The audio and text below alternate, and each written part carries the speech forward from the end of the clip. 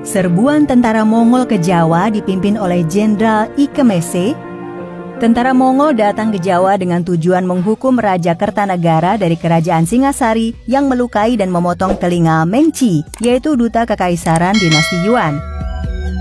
Mengci dihinakan oleh Raja Kertanegara karena Kubilai Khan dengan sombongnya mengirimkan surat kepada Raja Kertanegara agar Singasari mengaku takluk pada Mongol.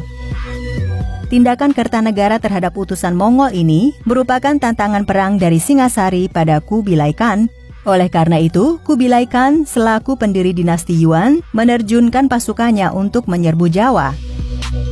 Dalam rangka melakukan penyerbuan ke Jawa, Kubilai Khan mengangkat Ike Mese sebagai panglima perangnya.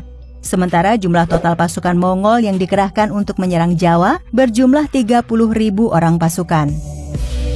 Kedatangan pasukan Mongol ke Jawa ternyata sia-sia, sebab kerajaan Singasari telah hancur dikalahkan oleh Jayakatwang. Kedatangan Ike Mese beserta pasukannya ke Jawa dimanfaatkan oleh Raden Wijaya. Ia berdalih sebagai penerus Kertanegara dan bersedia menyerahkan diri kepada Kubilai Khan asalkan terlebih dahulu dibantu mengalahkan Jayakatwang. Persekutuan Raden Wijaya dan orang-orang Mongol didengar oleh Jayakatwang, sehingga ia langsung mengirim pasukan untuk melawan Raden Wijaya dan orang-orang Mongol. Namun pasukannya dapat dikalahkan oleh bangsa Mongol hingga akhirnya pada tanggal 20 Maret 1293, gabungan pasukan Mongol dan Majapahit serta tambahan pasukan dari Madura menggempur Daha Kerajaan Kadiri II dengan hasil dimenangkan oleh pihak Raden Wijaya dan Mongol. Kematian Jayakatwang menurut kitab Pararaton dan Kidung Panji Wijayakrama terjadi selepas Jayakatwang menyerah. Ia ditawan di benteng pertahanan Mongol di Hujung Galuh, kemudian ia meninggal dunia di dalam penjara dengan status sebagai tahanan Mongol. Namun, terdapat asumsi lain yang mengatakan Jayakatwang dihukum mati di atas kapal Mongol sebelum meninggalkan tanah Jawa.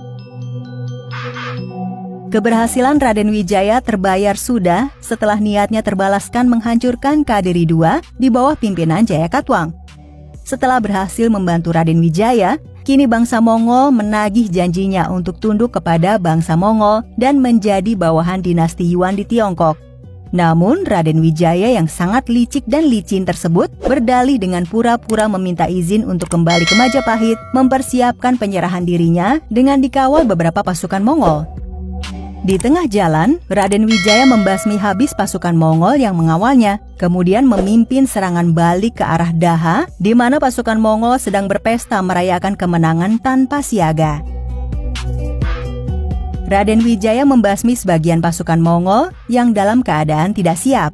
Penyerangan tersebut membuat Panglima Ike Mese beserta pasukannya meninggalkan Jawa.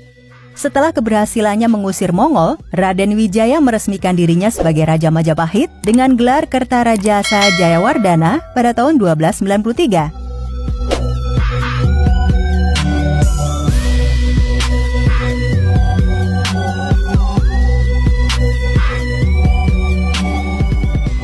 Menurut naskah Yuanxi, pasukan Mongol yang diterjunkan ke Jawa merupakan gabungan pasukan dari Fujian, Jiangxi, dan Huguang.